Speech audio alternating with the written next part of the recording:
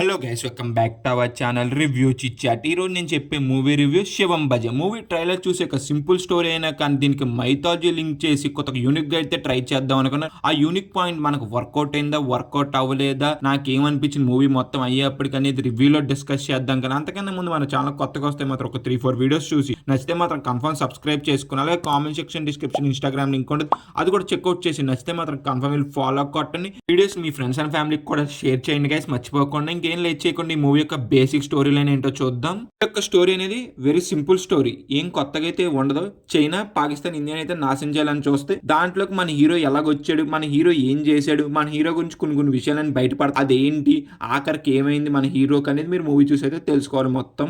Final గా movie చూసి వచ్చాక నాకేమనిపించింది అంటే మాత్రం మూవీ అనేది అయితే నాకైతే అంతేం నచ్చలేదు.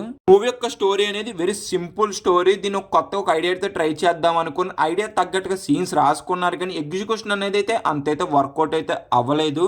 చూసినంత సేపు కూడా నాకు ఇంట్రెస్ట్ అనేది క్రియేట్ చేయలేకపోయారు. ఫస్ట్ 5 minutes అయితే బాగున్న తర్వాత సీన్స్ మనకి ఏ సీన్ జరుగుతుందో అర్థమైపోయేలాగా అనిపించింది. మళ్ళీ స్క్రీన్ ప్లే కూడా అంత ఎంగేజింగ్ గా లేదు, రేజీగా చాలా నీరసంగా అయితే వెళ్ళినట్టు అయితే అనిపించింది. ప్రొసీడింగ్స్ కూడా అంత గొప్పగా అయితే ఏం ఉండవు. మళ్ళీ లవ్ స్టోరీ, ఆ సాంగ్స్, ఆ కామెడీ కూడా అంతైతే వర్కౌట్ అయితే అవ్వలేదు. మెయిన్ గా ఇంటర్వెల్ బ్లాక్ అయితే మాత్రం చాలా బాగున్నది. దాని గురించి సెకండ్ హాఫ్ లో కన్విన్స్ కూడా బాగా అయితే చేశారు, అదైతే మాత్రం చాలా బాగున్నది.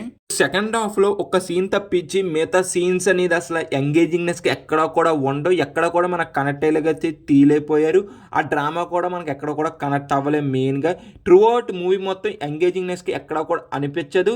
ఆ డ్రామా కూడా చాలా సీన్స్ లో వర్కౌట్ అయినట్టుగా కానీ ఎక్కడ కూడా అనిపించదు మనకి. మూవీలో చైనా, పాకిస్తాన్, ఇండియా నాశనం చేయాలనుకున్న పాయింట్ పెట్టారు, కానీ ఆ సీన్స్ అంత థ్రిల్లింగ్నెస్ అయితే ఎక్కడా కూడా లేవు. అసలు ఇండియాకి ఇలా జరుగుతుంది, ఇప్పుడు ఎలా సేవ్ చేస్తారా అనే ఫీలింగ్ కూడా మనకి ఎక్కడ కూడా తెప్పించలేకపోయారు. మెయిన్ గా మూవీలో మైథాలజీ రిఫరెన్స్ పెట్టారు, కానీ అంత ఎక్స్ప్లోర్ అయితే చేయలేకపోయారు. క్లైమాక్స్ కూడా మనకి గెస్ చేసేస్తాం ముందే, మనకు అర్థమైపోద్ది కూడాను. గైస్, మూవీ చూసాక నాకైతే ఇలాగైతే అనిపించింది. సపోజ్ ఈ మూవీ మీరు చూస్తుంటే మీకేమనిపించిందో కింద అయితే కామెంట్ చేయండి మర్చిపోకుండా. పర్ఫార్మెన్సెస్ అశ్విన్ అయితే కొన్ని సీన్స్ లో బాగా చేశారు, కొన్ని సీన్స్ అయితే యాక్టింగ్ అనేది ఇంప్రూవ్ చేసుకుని హీరోయిన్ కూడా బిలో యావరేజ్ పర్ఫార్మెన్స్ చేసి మిగతా వాళ్ళు కూడా అనుకున్నారు డీసెంట్ పర్ఫార్మెన్స్ అయితే చేశారు.